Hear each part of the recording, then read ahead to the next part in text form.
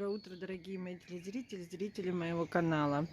Сегодня сидела на балконе, встала рано и не могла не заснять, как классно у нас заливаются птицы.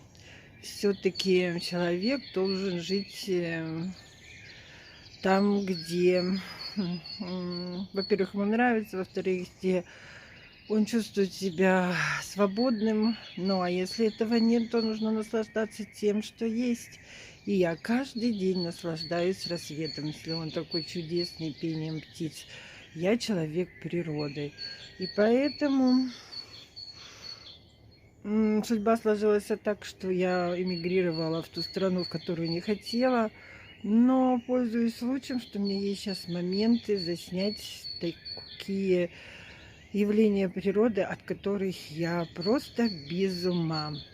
И поэтому сегодня меня очень порадовали птицы, что они очень звонко и громко поют. Ночи у нас, к сожалению, пока холодные, но, по крайней мере, сегодня нету ужасного ветера. А это значит, что есть надежда на то, что день будет солнечный, день будет удачный, удачнее, чем понедельник. И я всем желаю отличного вторника, удачного вторника, чтобы все планы на этот день у вас свершились, а также с добрым утром и до следующего включения.